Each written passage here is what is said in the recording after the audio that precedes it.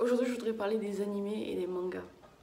Alors, je pense que, je sais pas si vous avez cette image comme moi, mais c'est beaucoup sous-coté.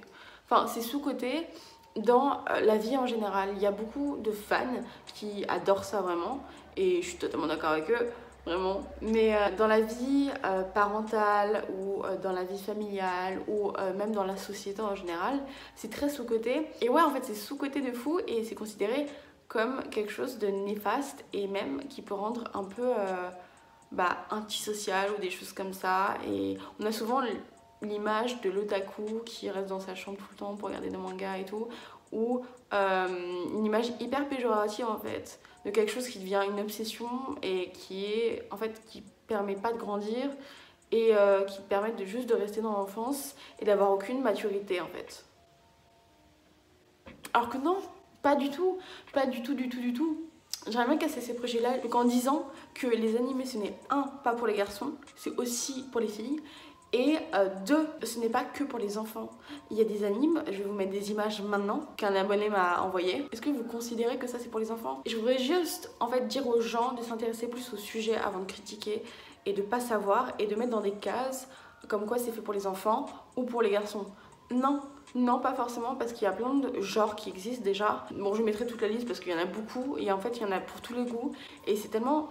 En fait, on ne voit que ça. C'est comme s'il y avait un iceberg et qu'on voyait tous les, genre, les grands, les basiques, tu vois, genre One Piece, Naruto, Pokémon. Alors qu'il y en a plein en dessous qui sont incroyables, c'est des chefs-d'œuvre les trucs. Et en fait, on les considère même pas. Et genre, des fois, on a des références qui sont incroyables. Tu vois, cette rêve, si t'as pas vu les animes, tu peux pas la voir. Et voilà.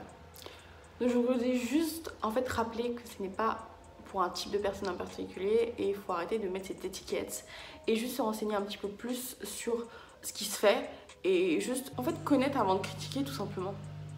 Après si vous connaissez pas, il n'y a aucun mal à ça, c'est pas grave, mais juste ne critiquez pas si vous ne connaissez pas et arrêtez de mettre des gens dans des cases parce qu'ils regardent ça. Parce que comme je l'ai dit, c'est sous-coté et il y a vraiment des chefs-d'œuvre en fait, vraiment. Si vraiment vous vous sentez pas convaincu, regardez Le Tombeau des Lucioles. C'est un anime, mais c'est un chef-d'œuvre le truc. Et en fait, c'est tellement sous-coté. Et c'est super instructif en fait. Et c'est un réel art et c'est pas considéré comme ça. Et moi, je pense que c'est une erreur de faire ce lapsus du fait, ce raccourci de anime et pas forcément d'art parce qu'il y a des choses qui sont vraiment excellentes et on passe à côté de ça parce qu'on considère que c'est pour les enfants ou pour les garçons. Et donc si toi tu te sens concerné par ce que je dis et que tu regardes des mangas, ne te sens surtout pas coupable de regarder parce qu'on est tous les deux, t'es dans la même team que moi. Et en fait c'est trop bien et juste en fait éduque ton entourage pour qu'ils aient une bonne vision de ça ou qu'ils s'en fichent mais qu'ils ne critiquent pas. Ou juste assume parce que ça fait aussi partie de toi et il y a plein de bonnes choses dedans et faut pas que tu te sentes oppressé par le fait de l'avouer ou de le dire ou tu le caches parce que les gens ont une mauvaise image de ça. Parce que c'est rien. C'est rien. Ils connaissent juste pas. En plus, les communautés manga, anime, c'est vraiment les meilleures. Après, il y a de plus en plus de tout maintenant. Mais des gens qui aiment pas trop les animes et qui y vont. Mais souvent, ils sont super gentils. Et si vous voulez des mangas ou des animes en conseil, ils vont vous aider. Donc, c'est un milieu qui quand même est très accessible pour tous. Mais il y a quand même ce préjugé dans la société qui dit que c'est pas fait pour tout le monde. Alors que si, c'est fait pour tout le monde.